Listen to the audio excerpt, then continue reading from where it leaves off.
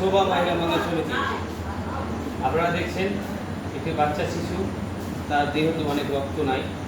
তো সঞ্জয় আর খাজাবা নার্সিংয়ের ম্যানেজার আলুলকে অসংখ্য ধন্যবাদ। এই বাচ্চা শিশুর জন্য আমাদের শোভা মহিলা মঙ্গল সমিতি ফোন করেছে এবং এই বাচ্চার হাতে রক্ত ধরাতে পেরে নিজেকে খুব ভালো লাগছে। এবং আমি চাইবো যে আপনাকে কেমন লাগছে রক্তটাকে? এটা কি আপনার আপনার ছেলে? রক্তের জন্য এদিক ওদিক দৌড়িয়ে বেড়াচ্ছে। আপনার আত্মীয় স্বজনকে রিলেটিভকে বলেননি রক্তের জন্য? কাউকে কেউ আসেনি, কেউ পাশে আসে? আপনি আমাকে ছিলেন, কোনোদিন দেখেছেন? আপনার কে হয়? আমি আপনাদের কেউ আত্মীয় স্বজন না? তো মেয়ের যেটা হচ্ছে যে আজকে যে আপনার এই ছেলের যে রক্তটা আমরা করে দিতে বললাম, তো কেমন লাগে? বা মুর্শিদাবাদ থেকে যে রক্ত দিতে এসেছিল, যে রক্তযোদ্ধা গুলো, তার জন্য কি বলবেন?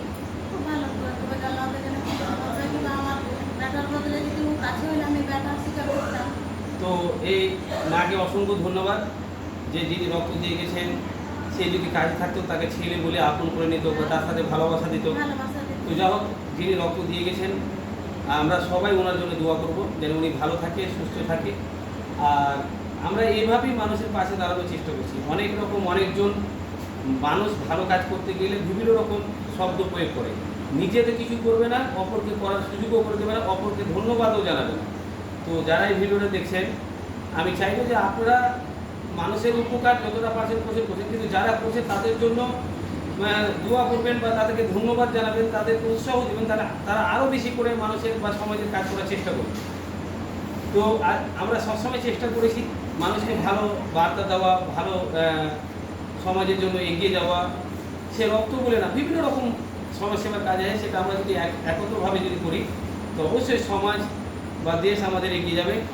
আগে সমাজ এগাতে হবে, আগে পাড়া পড়োশিকে আমাদের দেখতে হবে, তবে তো আমাদের আস্তে আস্তে এই দেশ এগিয়ে যাবে। আমরা সমাজকে দেখছি না, পাশে যে আমাদের অসহায় গরিব দরিদ্র মানুষকে দেখছি না, সেই দিকে আমাদেরকে সকলকে লক্ষ্য রাখতে হবে এবং মানুষের পাশে দাঁড়াতে হবে। এবং আজকের তারিখ হচ্ছে 9/7/2024। আমি সবসময় চাইবো যে এই ছেলেটা যেন ভালো থাকে, সুস্থ থাকে। এরপরেও যদি কোনো রক্ত দরকার পড়ে, অবশ্যই আমার নাম্বারে আপনাদেরকে দেওয়া থাকবে, আপনারা ফোন করবেন। কিন্তু দেখুন, আজকে এতগুলো আত্মীয় স্বজন থাকার সত্ত্বেও এই বাচ্চা শিশুটার জন্য কেউ আসেনি। তো আমরা চাইবো যে আমরা রিলেটিভ বা আপন আত্মীয় স্বজন যারা আছি, আমরা চেষ্টা করবো বিপদে পাশে দাঁড়ানো কীভাবে যায়। আমরা অনুষ্ঠানে, বিয়ের ভোজে বা কোনো কিছু প্রোগ্রামে আমরা যতটা গুরুত্ব দিই বা আমাদেরকে কেউ না ডাকলে আমরা যতটা রাগ করি, আমরা